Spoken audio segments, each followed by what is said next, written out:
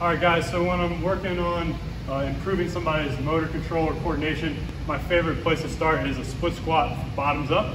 I'll have the athlete get down in a half kneeling position. From here, I'll usually give them the cue of spreading sand with their front and back foot until their back knee lifts off the ground. So go ahead and lift off for me, Hannah. All right, guys, we want to talk real quick today about breaking out of cardinal planes and conventional movements. If you've been following us for some time, obviously you know this is something that we're pretty big on.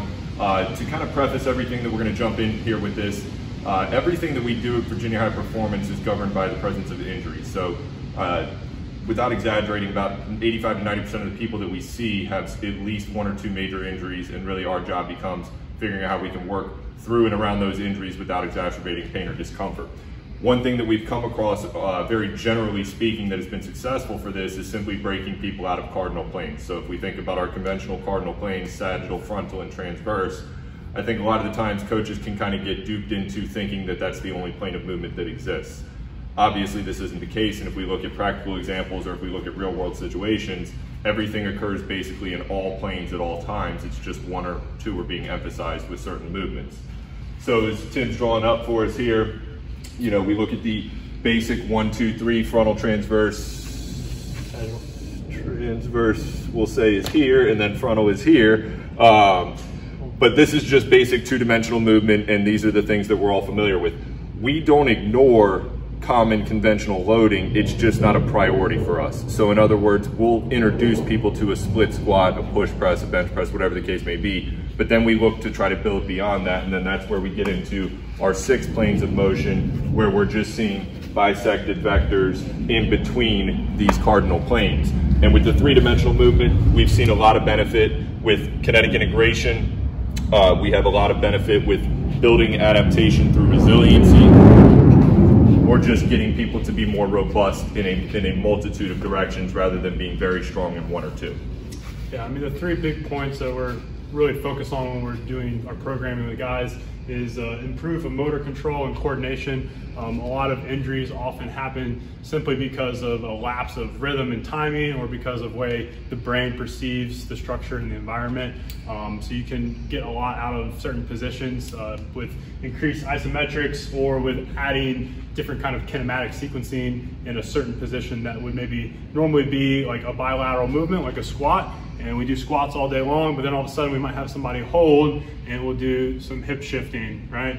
And then maybe we'll just hold onto a kettlebell and we'll only do a rotational squat one way, get them out of a standard squat plane. Obviously we don't do that exercise a ton, but it's just a simple example of how a small change for someone who maybe has a right hip impingement can start to work on some of those sling variables and give them basically some more information for their brain to see from a movement pattern standpoint.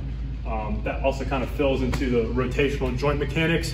When we're trying to work very isolated muscle groups, say something like a band, TKE, you know, it's great to do that in a very fixed plane of motion, but a lot of times guys may have an overdevelopment of a medial or lateral side, and one of the things that may help them is adding a distraction on one end that's adding some, you know, capsular either instability or stability for them to fight into, and then they have to rotate into that band TKE. They're adding multiple joint sequencings, which changes the kinematics of the joint angle. And not to cut you off, but on the TKEs too, we can, in addition to rotating from the trunk, we can also just rotate the foot position too, which is going to hit just slightly different muscles or vectors, right? The case in point. Yeah, and the last point, Daniel brought it up a little bit, but kinetic integration. Essentially what we're doing as coaches is we're taking a certain pattern or movement, isolating it, and then hopefully trying to integrate it or put it back into a general, more broad movement capacity. But I think one of the things that's gotten more popular over recent years is maybe taking a one-step process, say like a squat or a medicine ball rotational toss, and trying to add multiple steps to it. So like a jump squat into a rotational toss is a integration of that. You're taking 2 moves or almost making a combo out of the exercise that requires more vestibular awareness and improvement, and then also more of the aforementioned targets that we're going for in terms of programming and physiological adaptation. Yeah, and just to kind of cap all of that, really what we're looking at is build your base through your cardinal plane. So if you're a developmental athlete, if you're young, or if you're early phase rehab, right, stick to what you know, get very strong and robust in those cardinal planes. But then once you get proficient there, don't just live in those three. Look to find ways to kind of break out of that and then find these different vectors or planes that you can work through. And as we're always going to do, we're going to try to find the weak link in the chain, find where they're deficient, and then emphasize that one. But now we'll take a quick look at a couple of different exercises and how this is kind of applied. All right, guys, so when I'm working on improving somebody's motor control or coordination, my favorite place to start is a split squat bottoms up. I'll have the athlete get down in a half kneeling position. From here, I'll usually give them the cue of spreading sand with their front and back foot until their back knee lifts off the ground. So go ahead and lift off for me, Hannah. And from here, I may give them some perturbations, right? So if she's just thinking about spreading forward and back, right, our sagittal plane, she's getting some good activation in her quad, hamstring, hip complex. But if I want to work on some frontal plane or transverse movements, I might have her do something as simple as pull your hands apart, Hannah, and I want you to try to touch your right elbow to your left knee and hold that, and hold it. And if I tried to pull you apart, create that tension in there, right? So we're trying to connect multiple movement patterns and planes. If you try to do it too fast, it's not going to work. Again, you can rest. But basically working under a lot of duration and lighter load for either remedial or beginner type athletes. And as they get more advanced, go ahead and lift up for me, Hannah. And from here, go ahead and touch your opposite elbow to your opposite knee. Let's do a split switch and switch to your other side and hold, and then switch, and then switch. And let's get a little extra visual stimulus in there. Look ahead for me. Switch, and switch. So another simple way that we can apply multi-directional or multi-vector loading here is just by having the athlete work like a clock fashion on a lunge action. So building off of what Tim was going through with the split squat, now we would take Hannah into a dynamic lunge. So just go ahead and start with just a couple of forward steps, right? So she'll just start with a standard lunge, and then I'm going to give her where she's going to step to. So we'll say 10 o'clock, 2 o'clock, 3 o'clock, 9 o'clock, and then continue on forward with that. So not only does this help to kind of break out of the conventional planes, but also here now we're getting a little bit of a reactionary element to it as well. So if we take something simple like a lateral plyometric and we wanted to work on a more rotational joint sequencing, I'll take something simple like a skater hop or bound. Hannah, go ahead and do a couple of those. So she's jumping from left to right. She's using the ball outside of her center of mass to try to load one hip more than the other. And if I just want to add a little bit of exaggeration to it, I'll say, Hannah, go ahead and put that ball in your back pocket and try to coil more into your leg and scoop that back leg towards your other leg. So we're getting a little bit more exacerbation on some of those rotary mechanics of the hip and ankle.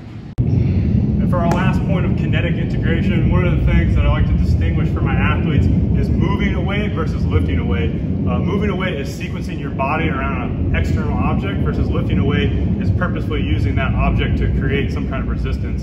Hannah's going to do one of our traveling dumbbell rows. She's going to get her 1 foot forward and she's just going to naturally swing the kettlebell first, let her hip mechanics happen rotationally, and she'll just practice at first building kind of a beat where she steps and tries to time up the row with her forward step, right? There's a lot of rotary mechanics and gait. This is one of my favorite timing drills to try to, one, understand the mechanics of both the stepping movement with your feet, but then also, two, with the timing of your upper half as well. If we want to make it a little bit more difficult, we'll actually have her travel forward through space. So she'll step and she has to step forward and absorb that load in that hip, and maybe even use a little bit more up and down loading with her hips as well. We want to add some force without adding load. And one more for you here, we'll take a look at a landmine push-pull. So this is a good contrasting action. Obviously, this is going to be upper body oriented, but again, this is another one where the action at the foot and the positioning of the hip are going to be really important to be able to execute this correctly, or optimally at least. So for this, I'm going to have Hannah set up with a little bit of forward trunk lean, try to stay out of extension in the low back here. Bar is going to start right at collarbone, elbow by the ribs, and then here we're looking for the timing of the row and the press to be concurrent. So if we get her to go ahead and get a demo here, we notice that the elbow on the row arm is driving back at the same time that the hand is punching forward, but also take a look down low and you see that she has good active gripping at the foot, creating torque down at the lower leg so that she has good hip stability as she's going through this contrasting or rotary pattern.